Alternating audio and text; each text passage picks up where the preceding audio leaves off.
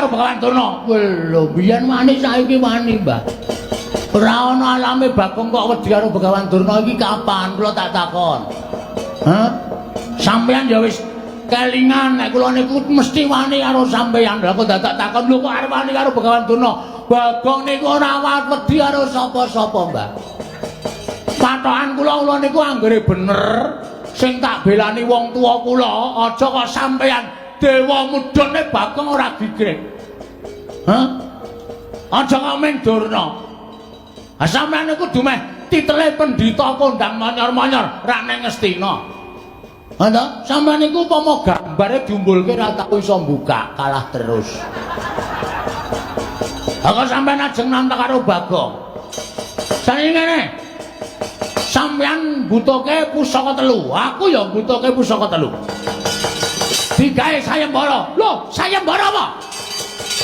Nek kula kalah karo sampeyan, sampeyan boyong pusaka telu. Nek sampeyan kalah karo Bagong, kula sing boyong. Lho. Oh, lah kewanen bocah iki, kewanen ucape. Ora mbok pikir dhisik, wis tak pikir, Mbak. Wis tak pikir. Aku ngerti kowe nggo Kurawa ta, kowe gleleng nggo Kurawa. Kowe iki nek dhewe ya ming ceputas, lekutis.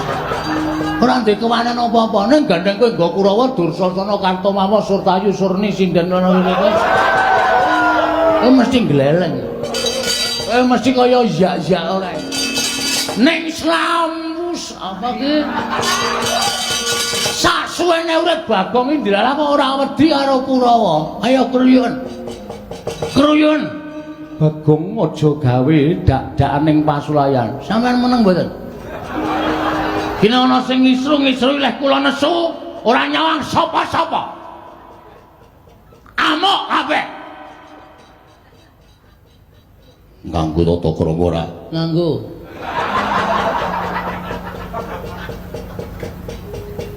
Kene wedi.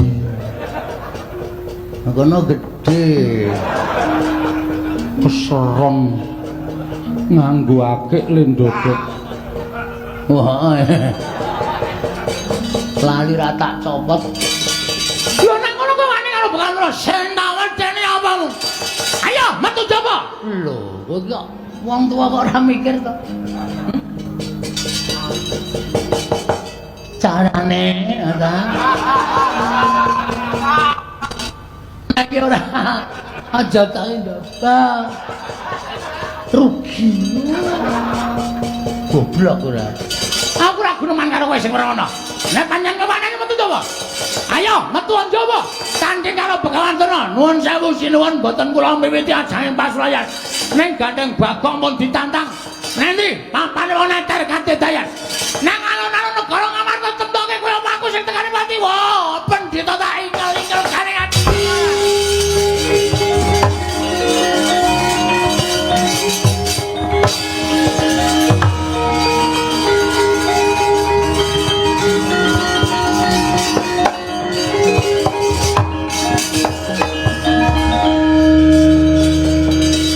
Lah wis tantang-tantangan kok malah begogok. Kawula ora diwangi ya mudhar tenan. Lah jare mau wani, mau ora ana Begawan Durna. Nek ora ana karepmu piye Bagong? Putrane do mangkat mboten? Sapa? Ndara Gargaca, Ndara Antarja, Ndara Antarsena. Wah, aku ora weruh. Ning pendak-pendak pasewakan mesti eneng Gatot Antarja Antarsena ora bakal tinggal karo kewajiban. Sip. Kula nyuwun ngambil Ndara Antarsena ya. Nggih. Yo. Ndara Antarsena Ndara Gargaca Ndara Antarja kula suwun ngambil. Sakarmu yen anakku gelem ngewangi karo kowe. Jalu ana tulung. Kon ngundurke Kurawa. Sip. Makasih. Iya. Sampun sinuwun kula nyuwun pamit. Sing ati-ati Bagong aja kaya bocah cilik. Darana kula sedewa kula nyuwun pamit. Ya Bagong sing ati-ati aja kaya iya Bagong sing ati-ati aja kaya bocah cilik.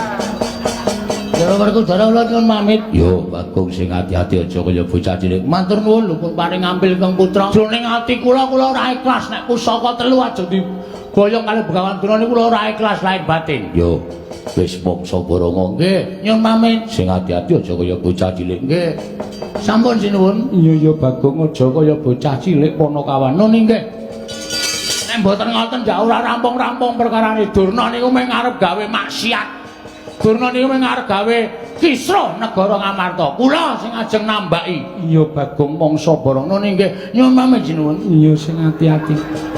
Sampun Ndara kembar. Iya Bagong sing ati-ati. Iya Bagong sing ati-ati.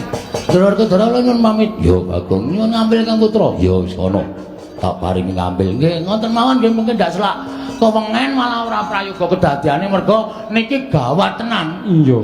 Nek nganti sinuwun Puntadewa kelangan tumbak karo welang payung tunggul naga pustaka Jamus Lima Sada niku wong sing ora seneng karo Pandhawa niku ajeng gawe cintakane para Pandhawa niku angel mijen moe ngranti suwe banyu sinaring. Nggih ta? Iya. Leres mboten? Bener. Kula nyuwun pamit. Sing ati-ati aja kaya bocah cilik. Ndara kembar kula nyuwun pamit. Iya Bagong, iya Bagong. Ndara Kedara Yo ana mangkat to. sampun ngoten mawon kula nyuwun pamit sinuwun. Sing ati-ati aja kaya bocah cilik. Nun nggih, pareng. Iya. Nyuwun pamit Ndara Kedara. Yo sing ati-ati. Pareng. Yo. Merga kula niku nek wis karo Kurawa jane asli ora seneng. Sengit kula kepati-pati karo Kurawa. Mula kula niku ndek penjangka nek Kurawa ketemu Bagong ijen padha ijen upamane. Iya. Kartomarma pas mlaku-mlaku dhewe ketemu karo kula mesti tantang gelut kok. Yakin kula jak gelut mesti. Iya mergo sengitmu karo Kurawa. Nggih. Lah kula lek sengit iki mergane napa? Kurawa niku mesti gawe cintrakane ndara-ndara kula para Pandhawa. Monggo kula tresna ning ndara-ndara kula Pandhawa. Iya, ketok tresnamu karo Pandhawa. Mekaten. Sampun. Iya. Sampun. Iya. Oh nggih. Yo sing ati-ati. Ndara kembar pamit. Iya sing ati-ati, iya sing ati-ati Bagong. Ora sak susu-susu sare-sare. Wis ya inggih ngatos-atos. Ora tak ajar tuman mae nggih. Iya. Ora tak waneni ndak Durna iki arep suwi-wiya ta? Iya. Merga apa nggih? Yo sing ati-ati. Sampun Ndara. Iya sing ati-ati. Ndara kembar. Iya sing ati-ati. Kula tak medal jawi. Mbuh rawang sulat. Lho kok nesu? Pamit kok bola-bali. Ngene iki ngopo? Sangu. Ora nggawa dhuwit. Wah, Ora duwe. waduh. Urung ngomong wis muni ora duwe. Nggih, Pun, ngoten mawon. Kula nyuwun pamit tambeng mestu. Sing ati-ati aja kaya bocah cilik Panakawan. Nun nggih. Wah, Panakawan kentir. Wah, iso gawe wirang ratu Ngamarta. Kok jejegane. Aja Dimas pancen wateke Bagong kuwi kaya ngono. Yo, Yayi, ana apa? aja nganti Bagong kasempyok ing ngaradan. Tegese Bagong nganti cilik loro gedhe babak kulite dawuhna marang anak-anakmu sak biyantu kelawan Bagong. Yo. Si piye kene bakal paring wangsulan karo Durna bapakku. Mengko aku ingkang bakal matur kelawan bapa Premban Durna. Babakan nggone mboyong pusaka, aku bakal nyuwun pepanggil sarta rubuh. Wah, ya ngestoke dawuh.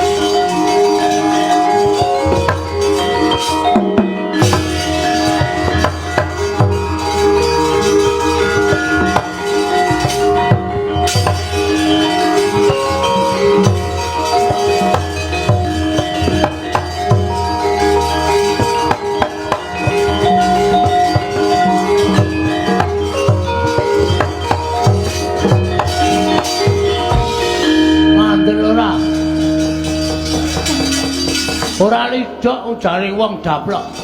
Durna iki nang ndi papan anggring gleleng. Anggring gembelo sirahe suarane kemlotak kaya kerakal. Mesti nggawa Kurawa. Nek ora nggawa Kurawa Durna iki wonge ora tau wani swara atos. Nyuwara sing rapenak.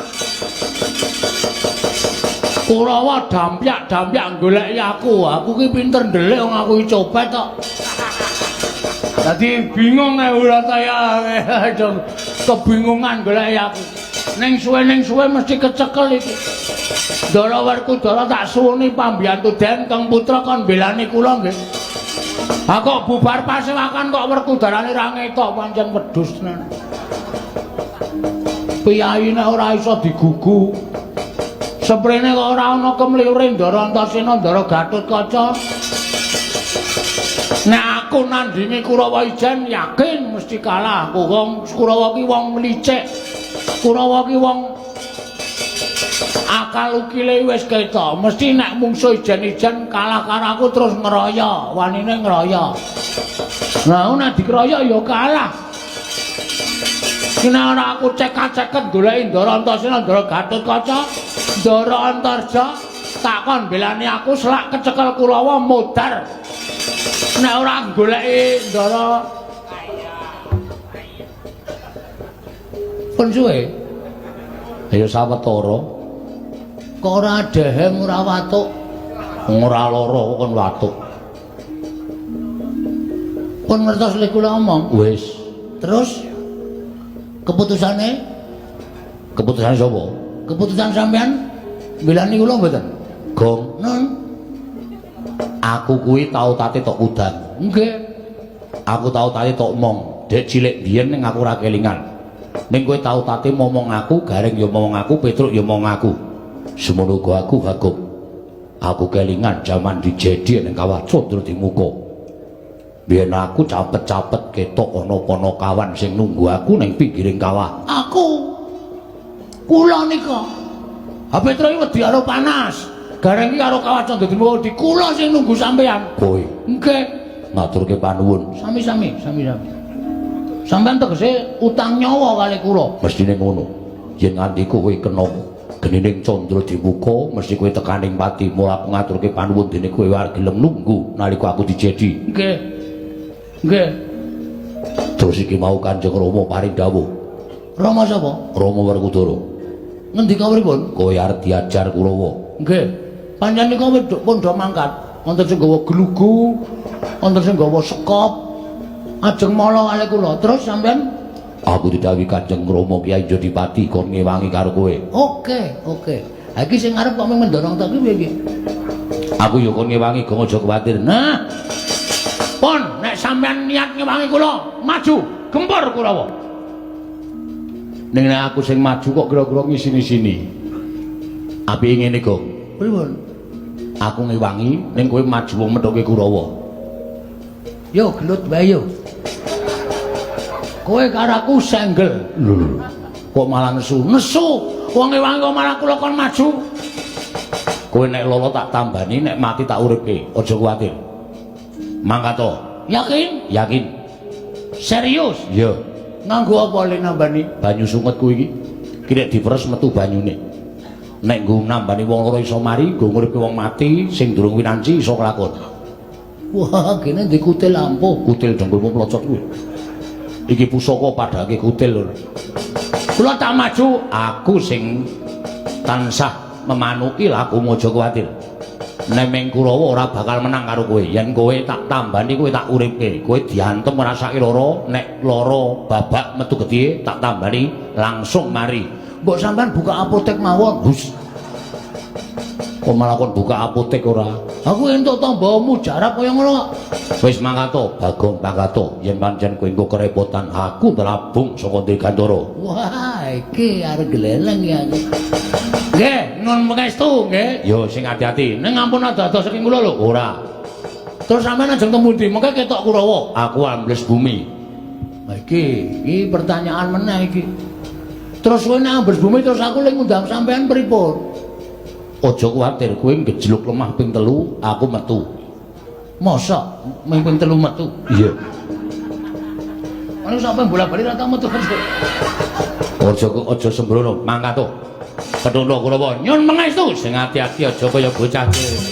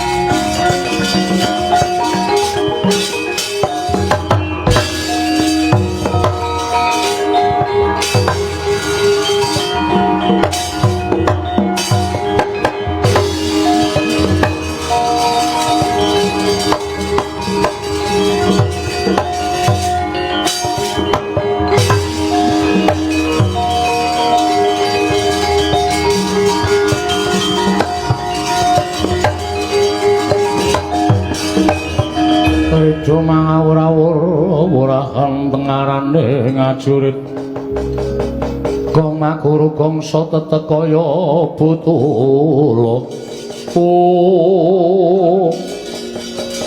pancen bener apa sing ngendikake Kakang Prembandurna ing atase mung sak derajate Bagong wae lah kok ngembari marang panguwasaning pendhita ing Sukalima.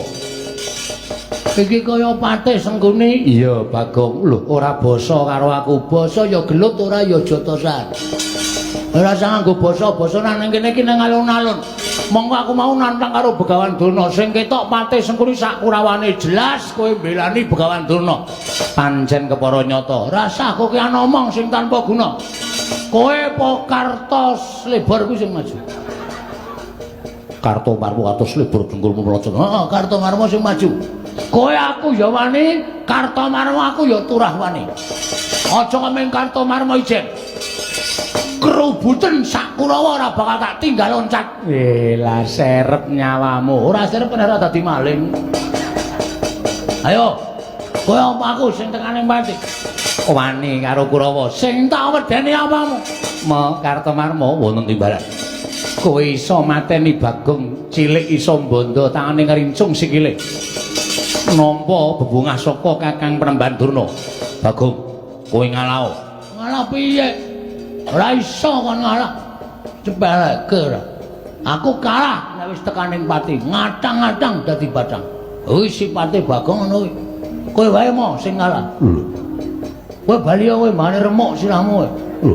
Apa kira-kira kowe iso ngalahke Kartomarma? Woe lah. Didelok malam ini. Bengi iki kaya aku sing tekaning pati. Pedhot sirahmu, ha? Pedhot gulumu. Wah, gimer sirahmu tak nggo gatheng kowe. Wah, jan saya suwe aku malah saya merinding. Bagong Sumbari kok meden-medeni. Ora meng kowe mo. Patih tuwek iki ceceki untune. Ora mlungos kok ngarep aku. Amuk Suramrata, Jayamrata imbang yen padha-padha. Pecah sirahmu. Pecah genti leganing ati bareng.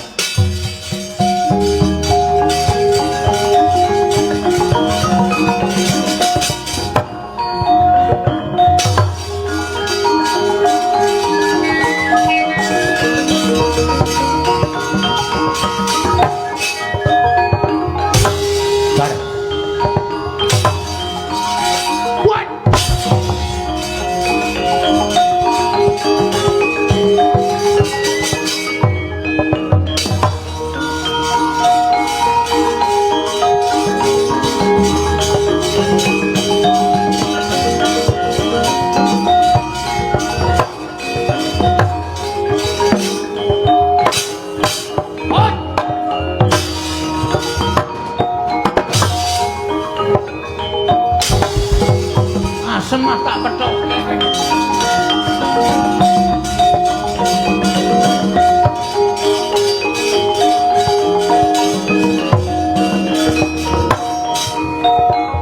Modare, edan. Ayo, kekuatanmu sepiro Bagong Musaku? Remuk.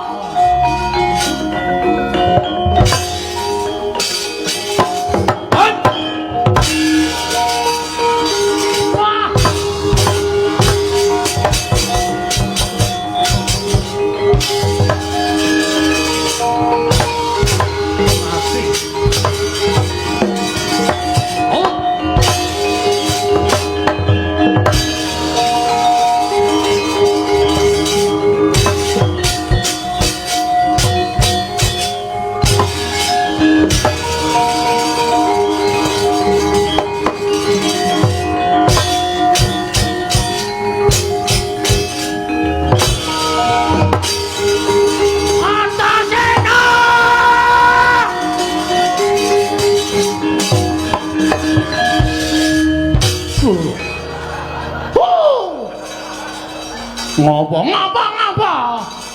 Oh, arep modar aku yan. Mau janjine piye? Gejluk lemah ping 3. Wis luwih saka ping 3. Nganti sing tak gejluk ngolet-ngolet. Ra metu-metu.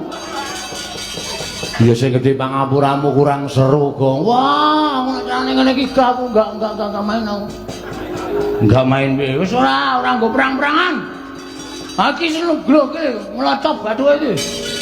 Ki gede iki. Tambane nganggo sungutku mari. Wih, kok ki nggon unyeng-unyeng iki. Kuwi borok kok. Oh iya, Ding. Tambane iya. Yo. Ndak gatel. Yo. Malah nambani borokmu bareng. Sonana wah wis ora tertib mah aku. Maju meneh, aku tak rasa ambles bumi. Engko konangan. Lera penak ning kono kuwi, Gong. Nek konangan tak dikira wong Pandhawa mbelani karo kowe. Lah ya kowe. Ngene wae. Piye? Lho, ora bosok Anu pripun? aku tak manjing ning awakmu. Panjenengan aku piye? Manjing ning jero awakmu. Kowe engko diantem ora krasa, dipateni ora iso mati. Ki serius. Iya. Tenan. Lihat ndi? Lagi nih? Ora iso. Kene wae apa piye? Ciut ning ngombo iki. Yo. Elastis. Ora sudi. Metu ngendi kok ngewohke? Kowe ngamet ambegan, aku tak mlebu ning awakmu. Ngapa kan? Wis ya wis. Nek aku mlebu ning awakmu kowe dikapak-kapake ora apa-apa. Lah mbok yo ditibani gaman mesti kowe ora apa-apa. Mergo kowe kedunungan aku kowe dadi ampuh. Wis ngono wae aku tak mlebu ning awakmu yo. Nek wis klebon awak aku mesti dadi ampuh. Nah, wis lah modar. Omong wae malah pidato. Aku tak keplak sirahmu lho kowe. Wis gak wis. Gunjang kancing langit kelap-kelapaton. Lir kincang ing risang mawe gandrum. Gong, wis. Nang ndi? Aku wis nang awakmu. Lho, kok ora mbrenjol ya? Ora. Mergo iki sukma. Weh, lah gleleng iki. Kowe diantem ora apa-apa, dipateni ora iso mati, mergo saka dayaku. Terus kula iso napa meneh? Iso ngilang mboten? Ora iso. Mbok gawe iso ngilang. Benar nyolong kowe. Saidan ora. Ambles bumi ya iso, mabur ya iso. Weh, lah kok sampean nek dadi wong biasa ora iso mabur? Mergo aku ora dikeparengake mabur, nek aku sing duwe kekuatan iso mabur. Wo. Nek ambles bumi ngampet ambegan niat ingsun ambles bumi, terus sirahmu tatapno aspal ngarep kuwi. Ki anggere kok ora aku gejegluk tak jak senggel. Iya. Ngampet ambegan. Weh. Ora sida. Weh, engko nek ra nyata mlenthung dase. Nyata-nyata gawe wis. Niat ingsun ambles bumi. Weh, wah, lah bumi iki peteng tenan. Ora ana apa-apa, Bruno. Oh, lah kae ana wong kae. Tajak Pak, wah asem ayit to. Jaratan ketole mringis metu ngolah. Nek mabur Sirahe gedruk ping 3 niat ingsun mabur.